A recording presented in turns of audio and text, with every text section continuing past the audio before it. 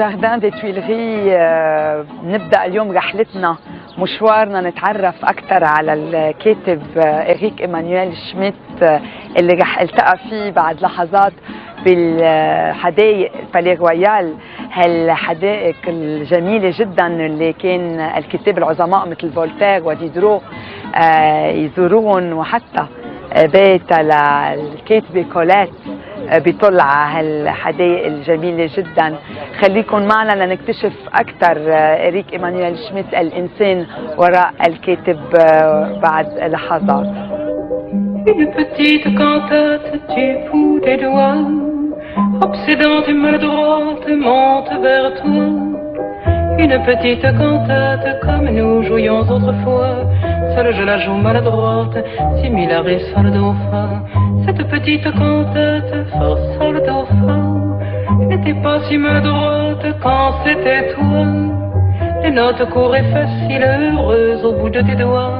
Éric Emmanuel Schmitt, d'abord, merci beaucoup de nous rencontrer ici, à Paris, dans les jardins du Palais Royal, sachant que c'est votre endroit favori. Je sais très bien que c'est un endroit très proche de votre cœur, un endroit favori. Pourquoi? J'ai passé beaucoup d'heures ici depuis des années et des années. Le jardin du Palais Royal, c'est un petit jardin pas très connu au milieu de Paris, où il y a toujours eu ce qui me plaît, c'est-à-dire il y a eu à la fois des philosophes et du sexe. C'est-à-dire des philosophes parce que ce lieu a été fréquenté par Diderot, par Voltaire, par Rousseau, etc. Et puis du sexe, puisque c'était aussi un grand lieu de rencontre amoureuse, voire de commerce de l'amour à une certaine époque. Et c'est un endroit où il y a un microclimat, c'est-à-dire que il fait toujours beau ici, d'ailleurs, vous voyez, aujourd'hui. Oui, bien sûr, nous sommes en plein soleil. Tout le monde vous connaît, au Liban, tout le monde vous aime. Aujourd'hui, nous allons rencontrer l'homme derrière l'auteur. Dans vos livres, on rencontre l'enfant, l'enfance. Racontez-nous plus sur votre enfance. C'est une enfance heureuse, puisque c'est une enfance entourée d'amour. J'ai jamais douté qu'on m'aimait. Alors après, j'ai eu des conflits avec mes parents, etc. Mais j'ai jamais douté de l'amour qui m'entourait. Et ça m'a donné ma force. Je crois que si aujourd'hui j'ai tant d'énergie, c'est parce que j'ai reçu ça. Alors voilà, c'était une enfance à Lyon, avec une grande sœur qui avait 5 ans de plus que moi. Et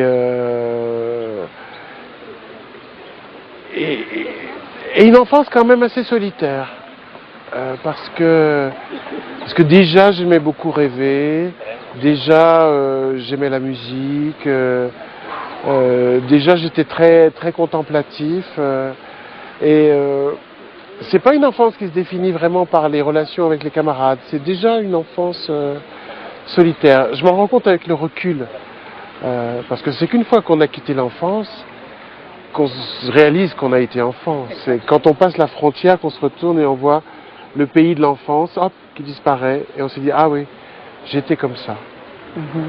Donc une enfance heureuse, pleine d'amour, mais en même temps un côté solitaire, un côté plutôt que vous aviez, dont vous aviez besoin. Déjà, vous lisez beaucoup, vous écrivez dans... Alors la lecture, ça a d'abord été une grande déception, parce que en fait j'ai appris à lire sans m'en rendre compte, sur les genoux de ma sœur. Ma sœur me lisait les livres, et moi j'étais contre elle et je regardais les livres. Et un jour, en lisant un Tintin, le Lotus bleu de Tintin, elle se trompe en lisant une bulle. Et je lui dis, non, non, c'est pas ça, c'est ça. Et je lui lis la bulle. Elle me dit, mais comment le sais-tu? Je ne t'ai jamais lu cette histoire. Je lui dis, parce que c'est marqué. Et au lieu de me dire c'est merveilleux, tu sais lire, elle me repousse sur le tapis, je tombe par terre, et elle me dit mais tu sais lire et tu ne me l'as pas dit, je ne lirai plus jamais avec toi. Et donc, alors la lecture, ça voulait dire quoi? La solitude. J'étais plus dans les bras de ma sœur. Alors, j'ai d'abord détesté la lecture, puisque ça m'avait enlevé ce moment que j'adorais de chaleur humaine et d'intimité. Et au début, quand on a voulu me faire lire des livres pour enfants, vous savez, les Oui Oui, Club des 5, Clan des 7, tout ça, j'ai détesté. J'ai trouvé ça stupide. Et le goût de la lecture n'est venu que vers 8-9 ans, quand mes parents ont déménagé, que j'ai perdu tous mes camarades d'avant. Et dans cette nouvelle maison où il n'y avait rien, il n'y avait que des livres, j'ai pris Les Trois Mousquetaires d'Alexandre Dumas. Et là, je suis plongé dedans et j'en suis jamais sorti. Est-ce que vous êtes inspiré par vos lectures? Oui, parce que ce qui m'apprend à connaître les autres, c'est les livres. Après, il y a la vie qui ajoute des connaissances, mais c'est d'abord les livres. Un petit garçon de 8 ans qui part sur les routes de France en étant mousquetaire, en se prenant pour D'Artagnan, en ayant ses premiers amis à Paris, en faisant la guerre, en étant amoureux, en découvrant que Milady est une garce, etc. On précipite les expériences, on rentre dans l'âge adulte beaucoup plus tôt. Alors vraiment, la lecture m'a tellement apporté sur la vie en fait, ma connaissance de la vie a été précédée par les livres. Après, je me suis affronté moi-même à tout ça, l'amour, l'amitié, les difficultés, mais au fond, déjà, j'avais un petit recul qui me permettait parfois de ne pas trop souffrir et qui venait des livres. Et quels sont vos auteurs préférés et vos livres préférés? Très très rapidement, il y a eu Le Petit Prince de Saint-Exupéry, qui est un livre que je lis encore, et à chaque fois je découvre quelque chose que je n'avais pas vu. C'est un petit chef-d'œuvre. Ouais.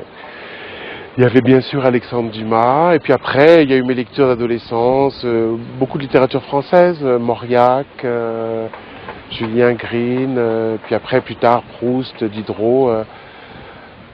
J'ai d'abord vraiment lu exclusivement français. En fait, d'abord parce qu'il y a une immense littérature française, on est quand même assez gâtés. Et puis surtout parce que j'avais un rapport amoureux à la langue et un rapport musical à la langue. C'est-à-dire qu'il fallait que je lise des écrivains qui avaient écrit dans ma langue pour saisir vraiment la beauté de leurs textes. Je me suis mis aux grandes traductions que plus tard, quand j'ai accepté d'avoir le filtre d'une traduction. Donc mon goût pour la littérature française venait d'abord du goût de la langue.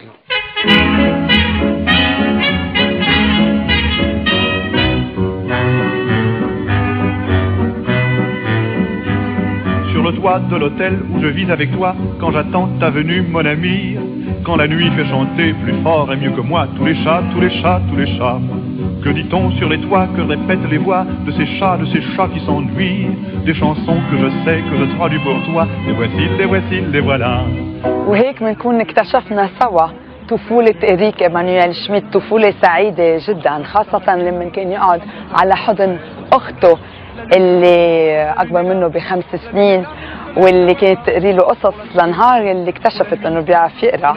صارت القراءة وقت بينعزل فيه الكاتب، ولكن في كتير أسرار بعد نكتشفها سوا عن إريك إيمانويل شميت، ولكن من بعد هالبريك الإعلاني.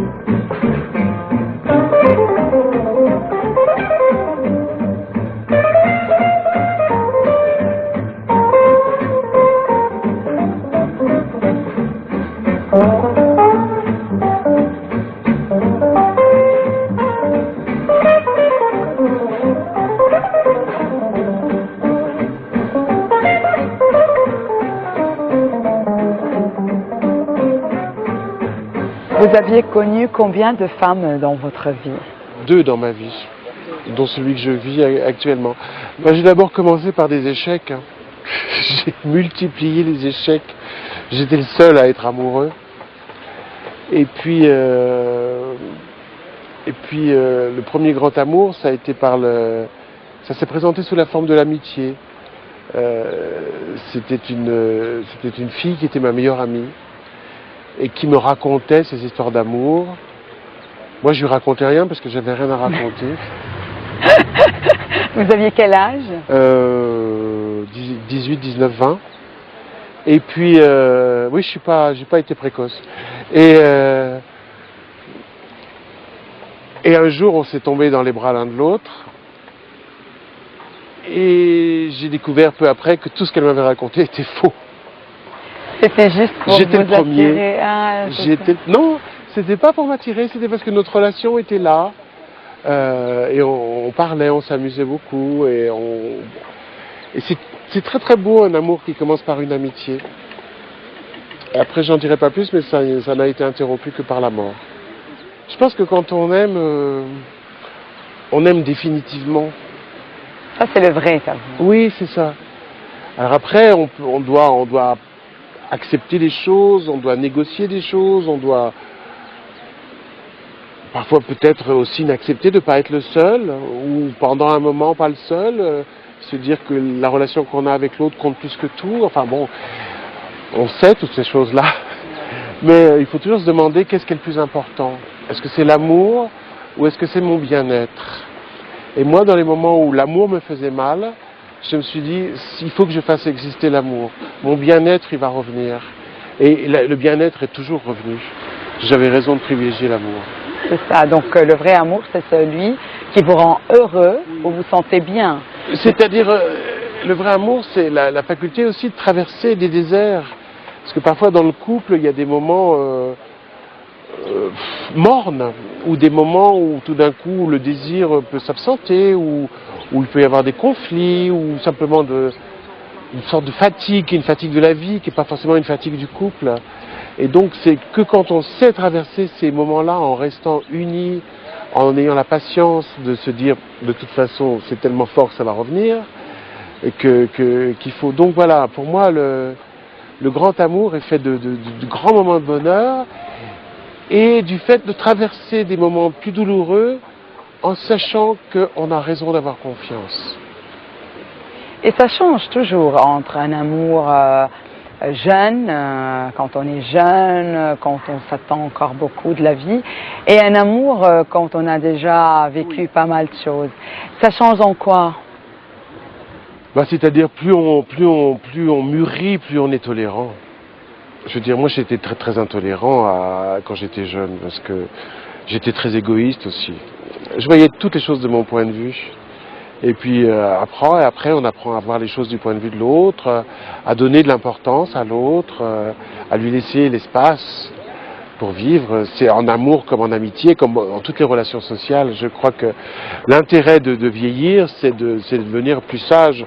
Autrement, c'est juste prendre des rides, ça n'a pas d'intérêt. Il faut vraiment travailler sur la sagesse. En tout cas, on ne voit plus les rides, c'est aussi, chacun y travaille. Oui, il y a des gens qui travaillent aussi sur leurs rides, mais avoir des rides à l'âme, ça c'est autre chose. Je crois qu'il faut vraiment profiter de l'expérience pour être beaucoup plus compréhensif, tolérant, ouvert, vraiment. En tout cas, on remarque dans vos livres une certaine philosophie qui est unique à vous. Qu'est-ce qui caractérise la philosophie d'Éric Emmanuel Schmitt? Je crois que c'est un trajet, c'est-à-dire que quand j'ai commencé la philosophie à l'âge de 18 ans, puis ensuite ça a été mon métier, enseigner la philosophie, je m'attendais à trouver la vérité. Et puis j'ai découvert que on ne trouve pas la vérité, on trouve des hypothèses, des vérités provisoires, des théories qui permettent d'expliquer les choses, mais malheureusement il y en a plusieurs. Il faut accepter la pluralité, donc il faut perdre cet idéal de la pure vérité. Et donc il faut accepter, au fond, que la condition humaine reste mystérieuse. Et alors, ce sur quoi moi j'ai essayé de travailler, c'est la façon d'habiter le mystère. Vous savez, on peut habiter le mystère avec angoisse. Et j'ai connu ça. Et je connais beaucoup de gens qui sont comme ça. Ils ne savent pas et ça les terrorise de ne pas savoir pourquoi ils sont là, pourquoi ils existent, pourquoi ils mourront un jour, etc. Et puis il y a une autre façon d'habiter le mystère, qui est de l'habiter avec confiance. En se disant, oui, je ne comprends pas ce que je fais là, pourquoi je suis là, pourquoi je partirai un jour. Mais c'est un tel cadeau, c'est un tel don d'avoir reçu ça que je vais continuer à faire confiance. Alors donc, je ne sais pas plus de choses qu'avant, mais je vis mon ignorance d'une façon totalement différente. Vous acceptez ce qui se passe, vous pensez, vous vous adaptez à votre présent et vous ne pensez pas trop au futur. Je suis résolument optimiste concernant le futur. Résolument optimiste, pourquoi? Parce que je sais que la vie est tragique, dure, pleine de douleurs, courte. Et c'est au fond ce constat très très dur que je fais sur la vie qui me condamne à l'optimisme. Je trouve que l'optimisme est la seule solution intelligente. L'optimisme, c'est l'intelligence plus le courage. Alors, qu'est-ce que c'est être optimiste? C'est faire le même constat que le pessimisme, dire bon, il y a des trucs qui vont pas. Alors le pessimiste, il accepte. Et il dit non seulement ça va pas, mais ça va être pire. Et l'optimiste, il dit non ça va pas, et qu'est-ce qu'on peut arranger? Alors l'optimiste, il va essayer de changer les choses qu'il peut changer. Alors parfois c'est pas grand-chose parce que notre pouvoir sur le monde est minuscule, oui. Mais quand il peut pas changer le monde, l'optimiste peut peut-être changer sa vision du monde. Par exemple, la mort. Quand on aborde la mort, c'est parce qu'on met quelque chose sous cet inconnu qu'est la mort. On met quelque chose qui est terrorisant.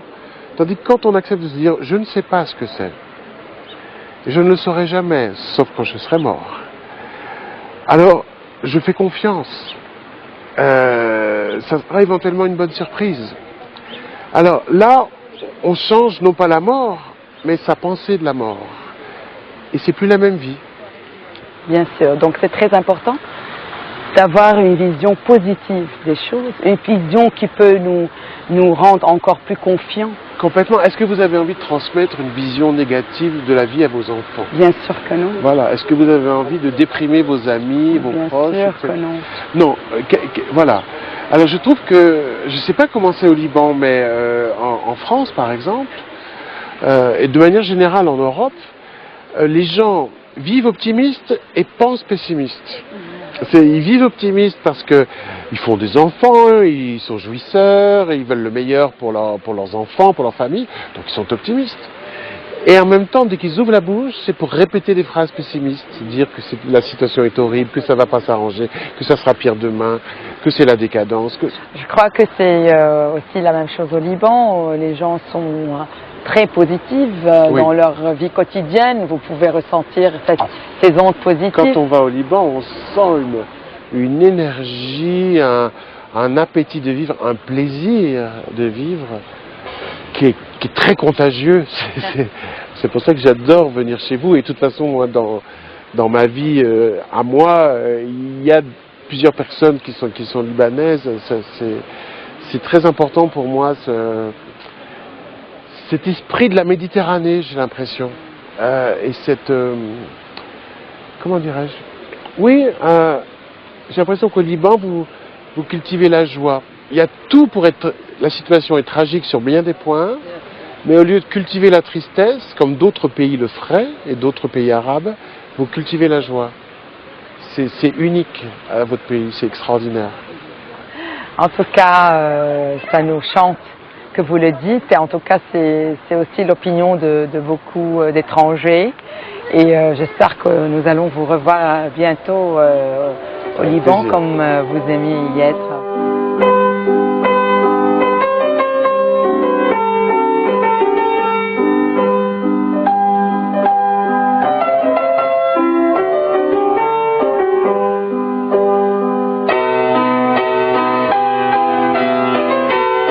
من باريس وتحديدا من قدام متحف اللوفر مثل ما نكون شايفين البيراميد وراي ومتنازهين كثير حوالي وكلهم مغرومين.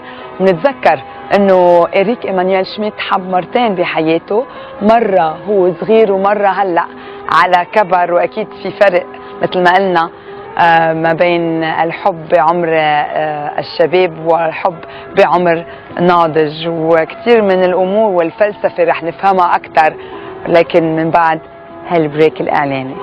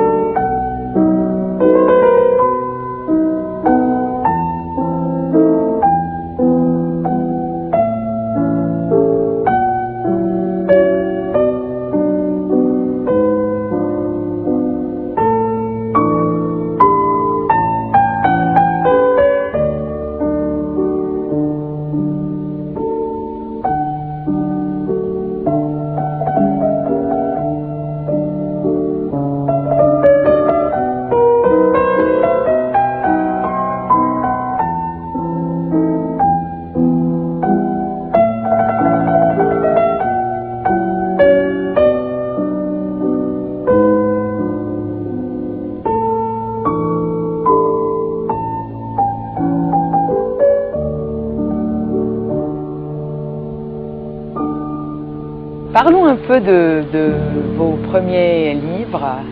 À quel âge vous avez commencé vraiment à comprendre que vous allez devenir un grand écrivain? Assez tardivement. En fait, j'ai écrit mes premiers livres sans même penser que je serais écrivain. J'ai écrit mon premier livre, j'avais 11 ans. C'était une nouvelle aventure d'Arsène Lupin. J'ai écrit ma première pièce, j'avais 16 ans, pour le lycée. Et là, j'ai commencé à me dire, oh, ça me plaît, ça. Mais je ne pensais pas faire ça. Je pensais que je ferais plutôt de la musique. Et en même temps, chaque fois que je rendais une rédaction, un devoir, une dissertation, les professeurs étaient dans l'éblouissement. Et en fait, je me suis rendu compte que pour tout le monde, j'étais un écrivain né, sauf pour moi. Et c'est vers 20 ans que je me suis dit, mais au fond, ma vocation, c'est peut-être ce que je fais depuis toujours, puisque j'écrivais depuis toujours, et c'est peut-être écrire. À ce moment-là, je me suis dit, oui, c'est ça, je vais être écrivain. Et là, à ce moment-là, je me suis rendu compte que ça ne serait pas si simple. Il a fallu 10 ans pour publier, 10 ans pendant lesquels luttaient deux parties de mon cerveau, la partie philosophique, formée par mes études, et la partie imaginative, qui existait depuis l'enfance, et pour qu'elles fonctionnent ensemble. Puisque dans mes livres, il y a toujours des vraies histoires, des vrais personnages, mais aussi dessous, une réflexion, etc. Or avant, j'étais juste capable de réfléchir avec un style, et puis autrement de raconter des histoires. Et unifier tout ça m'a pris, 10 ans, entre 20 et 30 ans. En tout cas, c'est ce qui vraiment caractérise toutes vos œuvres. C'est ce qui fait que votre style, votre littérature a ce côté philosophique, simple, mais aussi qui nous donne vraiment beaucoup de matière à réfléchir. C'est la matière humaine, hein. C'est la vôtre, c'est la nôtre, c'est même pas la mienne. Mais comme vous dites, faire simple, c'est extrêmement compliqué. Ça prend beaucoup de temps de faire simple. Parce que la simplicité, qu'est-ce que c'est? C'est avoir résolu les difficultés. Ça n'a rien à voir avec le simplisme qui consiste à ignorer les difficultés. Donc, certains, par exemple, tout petits livres me prennent des années pour que j'arrive à rendre les choses effectivement simples, accessibles. Et d'habitude, vous choisissez des titres simples, mais des titres aussi un peu uniques en leur genre. Est-ce pour attirer le lecteur ou est-ce que c'est par le titre que vous résumez un peu tout le contexte du livre? Je ne sais pas du tout comment je fais les titres. Ils arrivent généralement à la fin du livre. J'écris toujours mes livres sous un titre provisoire et c'est le livre lui-même qui finit par me donner le titre. Donc oui, je pense que le livre, dans la mesure où il est comme un jus qui sort du livre, il symbolise, il ne le résume pas, mais il il en a une quintessence. C'est très très difficile. Parfois, certaines fois, j'ai pas été persuadé d'avoir trouvé le jus, trouvé le bon titre. Parfois, je l'ai trouvé. Monsieur Ibrahim et les fleurs du Coran, voilà, c'était le bon titre. Oscar et la Dame Rose, c'était le bon titre. Parfois, c'est plus difficile. En tout cas, là, vous sortez bientôt votre dernier livre, Les 10 enfants que Madame Ming n'a jamais vu. Je pense que c'est le bon titre. Ça, c'est le bon titre, oui, oui. Et encore une fois, vous abordez le thème de la mère, des enfants, de la famille, de quelque chose de réel et d'irréel. Oui. Une famille, c'est toujours réel et irréel. Hein. C'est-à-dire qu'on a toujours des êtres humains en face de soi, mais en même temps, ils sont nourris de fantasmes, parfois trop. Parce qu'il y a parfois des parents qui ne voient pas leurs parents parce qu'ils voient un projet à travers eux, et des parents qui attendent quelque chose de l'enfant qui n'est pas ce qu'est intrinsèquement l'enfant. Et là, les 10 enfants que Madame Ming n'a jamais eus, c'est effectivement l'histoire d'une femme en Chine qui prétend qu'elle a 10 enfants. Or, en Chine, comme vous le savez, il y a une loi qui fait qu'on a le droit d'avoir qu'un enfant. Alors, est-ce que c'est vrai? Est-ce que c'est faux? Est-ce que c'est purement du fantasme? Est-ce que tous ces enfants, elle les a inventés? La réponse n'est pas simple. Il faut lire le livre. On va découvrir qu'il y a une très belle histoire d'amour filiale dessous. Et j'ai fait dans ce livre ce que chacun fait dans sa vie, même quand on a des enfants, c'est-à-dire j'ai imaginé des destins d'enfants que j'aurais pu avoir. Je me suis amusé à ça. C'est un peu peut-être une autobiographie? Oui, une autobiographie de ma famille rêvée. Alors il y a un fils qui fait des jardins imaginaires, c'est-à-dire des jardins de mots. Même à des gens pauvres, il leur vend des jardins immenses, puisque c'est juste un récit. Voilà, il y a toutes sortes d'enfants très très différents. Il y a la petite fille qui voulait tuer Madame Mao, parce qu'en fait, elle voulait tuer surtout la Madame Mao, c'est-à-dire le monstre qui était en elle, pas le monstre qui était à l'extérieur d'elle, etc. Donc on va suivre plein de petites histoires, et derrière, on va, comme souvent dans ces livres du cycle de l'invisible, on va découvrir une sagesse. Et la sagesse qui gouverne la Chine depuis 2600 ans, c'est Confucius et le confucianisme, qui a des choses à nous dire aujourd'hui, toujours. Vous avez beaucoup voyagé, vous voyagez toujours. Un nouveau pays, qu'est-ce que ça vous apporte? De nouvelles idées, de nouveaux livres? Un nouveau pays, ça m'apporte généralement des nouvelles personnes. Moi, ce que j'aime, c'est les gens. Vous me dites le Liban, je vois d'abord des gens. Après, j'imaginerai la côte, la montagne, mais c'est d'abord des gens. Et ça, c'est unique. C'est des œuvres d'art, les gens. Vous y croyez énormément? Je crois véritablement. À l'humain. Ah oui, je ne crois qu'à ça. Je veux dire, une rencontre peut changer une vie. Une rencontre, ça crée un avant, un après. Au début de ma vie d'écrivain, souvent mes idées sortaient de rêveries à partir des autres livres, enfin des livres écrits par les autres. Et maintenant, tout sort de la vie. C'est la vie qui m'amène des personnalités, des idées, etc. Oui, je suis passionné par l'humanité. Et c'est une guérison de ma part, parce que quand j'avais 20 ans, je pensais que je connaissais tout, que je savais tout, que les êtres humains étaient juste en 2 dimensions, ils étaient plats. Et plus j'avance en âge, plus je découvre que les êtres sont en 3 dimensions, ils sont profonds, qu'ils sont complexes. Donc je dirais à 20 ans j'étais déçu, à 50 je suis fasciné, et peut-être qu'à 100 ans je serai surpris.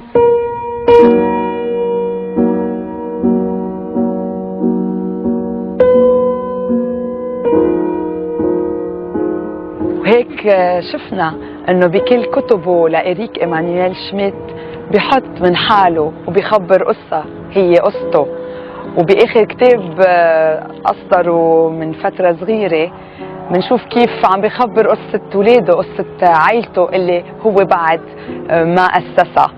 وبنكتشف أيضا أنه هذا الفيلسوف هو عنده فلسفة الإيجابية، عنده فلسفة الاهتمام بالإنسان اللي هو بحد ذاته فلسفة.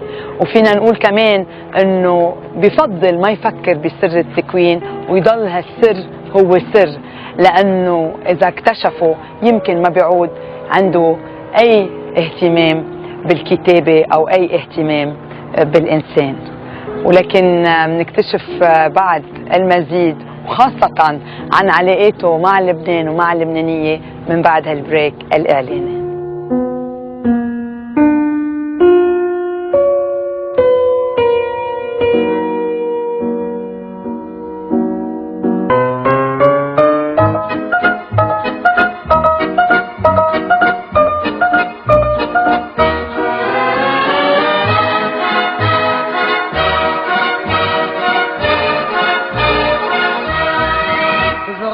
La ville en fête et en délire, suffocant sous le soleil et sous la joie, et j'entends dans la musique les cris, les rires qui éclatent et rebondissent autour de moi, et perdu parmi ces gens qui me bousculent, étourdi, désemparé, je reste là, quand soudain je me retourne, il se recule. Donc nous voilà à la gare du Nord. Vous quittez pour la Belgique. Oui.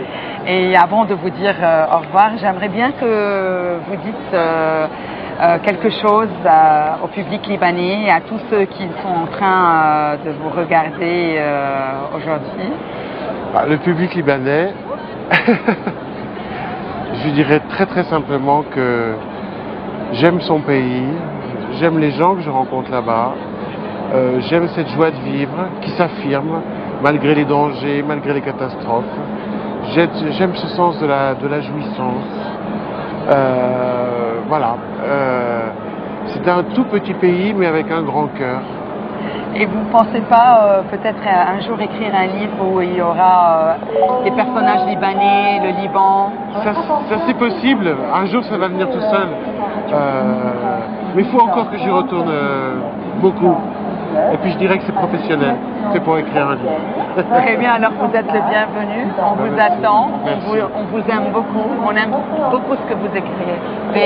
Et donc vous êtes toujours le bienvenu, le Liban c'est aussi votre pays. Ah ben, merci. C'est moi qui vous remercie et bon voyage. Oui, merci pour ce tournage mouvementé. Hein. Au revoir.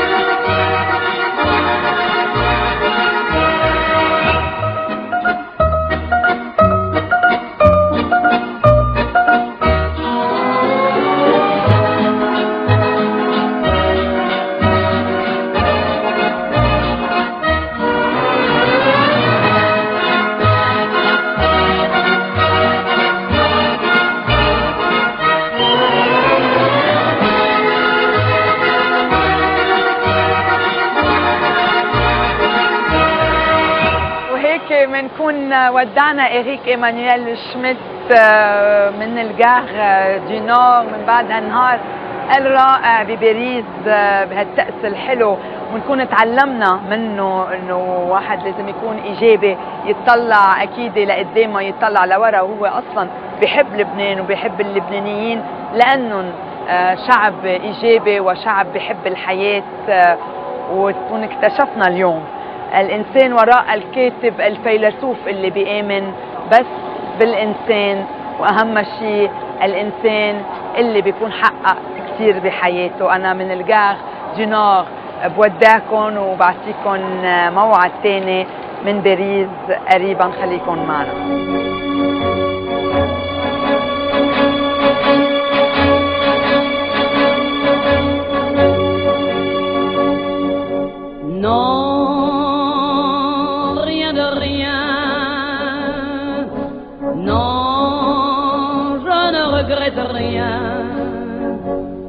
Ni le bien qu'on m'a fait, ni le mal.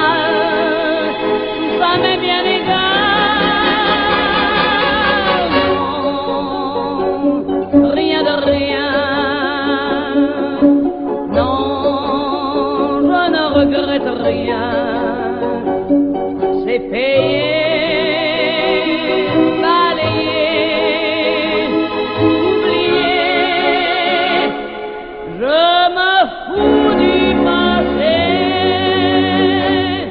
Avec mes souvenirs, j'ai allumé le feu.